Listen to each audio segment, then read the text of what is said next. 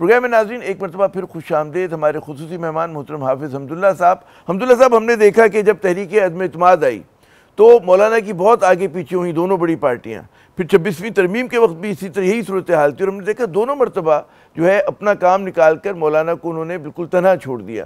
جو پارٹیاں یہ سب کچھ کر رہی ہیں، ان کی جو ماضی ہے جو آپ نے ابھی بتایا، اس کے بارے میں یہ مشہور ہے کہ جب مجبور ہوتے ہیں تو پاؤں پڑتے ہیں، لیکن جب کام نکالتے ہیں پھر چلے جاتے ہیں، پھر گلے پڑتے ہیں.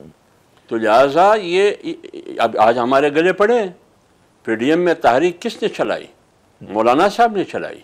پی ڈی ایم کی قیادت مولانا صاحب نے کی، اور بصد احترام میاں نواز شریف صاحب تو لندن میں تھے، اور میاں شہباز شریف صاحب کو کمر کی درد لاحق تھی.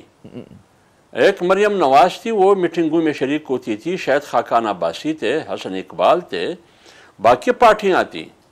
لیکن اس وقت ہمارا ایک ہی نقطہ تھا، 26 نکات تھے، لیکن سر فہرست نقطہ یہ تھا کہ اسٹیبلشمنٹ سیاست میں مداخلت نہ کرے. لیکن ہوا کیا؟ نقشہ آپ کے سامنے ہے. سب سے پہلے اسی جنرل باجوہ صاحب کو ایکسٹینشن نہیں دیا. گجراں والے کے جلسے میں میاں صاحب نے جنرل فیض کا نام لیا، جنرل باجوہ صاحب کا نام لیا، لیکن پھر اسی میاں صاحب نے خواجہ اسف کے ذریعے اور پی ایم ایل این نے ایکسٹینشن کی لیے دعائیں بھی مانگی، اور ایکسٹینشن میں بھی بھرپور حصہ لیا. پیپلز پارٹی نے بھی لیا. پی ڈی ایم میں جمعیت علماء اسلام شامل ہوتے ہوئے جمعیت علماء اسلام نے اس ایکسٹینشن سے مخالفت کی، برملا مخالفت کی. اور مولانا صاحب نے آن دا فلور کہا بھی ریسنٹلی 1-1.5 مہینے 2 مہینے پہلے کہ میں ایکسٹینشن کے خلاف ہوں. ایکسٹینشن جج کی ہو، ایکسٹینشن جرنیل کی ہو، ایکسٹینشن کسی بیوروکریٹ کی ہو، اس کے میں خلاف ہوں ذاتی طور پر. تو لہٰذا جمعیت علماء اسلام کا موقف تو آپ کے سامنے. تو ہمیشہ یہ روش، ابھی 26ویں آئینی ترمیم آپ کے سامنے، جو جن چیزوں کا راستہ اور کرداروں کا راستہ جس کو ہم غیر جمہوری کردار سمجھتے تھے، آئین کے لیے خطرہ اور تباہی کا سامان سمجھتے تھے، سیاست اور جمہوریت کے لیے تباہی و بربادی کا سامان سمجھتے تھے، وہ تو آئین سے نکال دیے گئے. لیکن وہی چیزیں پھر ایکٹ در ایکٹ ترامیم کے ذریعے 20 منٹ میں، سالوں کے فیصلے 20 منٹ میں ہوئے، وہی کچھ کیا جو کچھ وہ آئینی ترمیم میں کرنے جا رہے تھے. اچھا، اب یہ بتائیے کہ 2 روز پہلے جو آپ کو اور پی ٹی آئی کا ایک مشترکہ اعلامیہ جاری ہوا، اس میں تاثر لگ رہا ہے کہ جی جو حزب اختلاف کی جماعتیں وہ پارلیمنٹ کے باہر جو ایک دوسرے سے تعاون کریں گی. جو حکومت کا رویہ ہے اور جس طرح سے آپ لوگ جس رد عمل کا اظہار کر رہے ہیں، کیا لگ رہا ہے کہ فیصلے جو ہیں سڑکوں پر ہوں گے کیا؟ اور کیا پاکستان اس صورتحال کا متحمل ہو سکتا ہے کہ آپ مطلب احتجاج کریں اور اس طرح کی ایک جو منفی سیاست ہماری یہاں چل رہی ہے اس کو زیادہ مزید بڑھایا جائے آگے؟ جی لیکن آپ یہ بتائیے، 8 فروری اور 9 فروری کا الیکشن جب ہوا، کیا اس الیکشن کا پاکستان متحمل ہو سکتا ہے؟ کیا جو آئینی ترامیم یا قانون سازیاں ہو رہی ہے، جس جلد بازی میں تیز رفتار ٹرین کے ذریعہ 20 منٹ میں قانون سازیاں ہو رہی ہے، کیا یہ پاکستان کی استحکام کے لیے، یہ ملک کی استحکام کے لیے، یہ قوم کی مفاد میں، یا ایک شخص یا 2 شخص کی مفاد کے لیے؟ یہ کس کے لیے ہو رہے ہیں یہ؟ تو لہٰذا استحکام پہلے تو یہ بتائیے کہ استحکام ہے یا نہیں. اگر استحکام ہے پھر آپ کا سوال بنتا ہے. جب روز اول سے استحکام ہے نہیں اور آپ کی پارلیمنٹ اور حکومت عدم استحکام پر کڑی ہے، وہ سیاسی عدم استحکام ہو، معاشی عدم استحکام ہو، اور سیکورٹی عدم استحکام ہو، آپ کی پوری ملک اسی پر کڑی ہے. درست. اچھا یہ بتائیے گا پھر آپ کس استحکام کی بات کرتے ہیں؟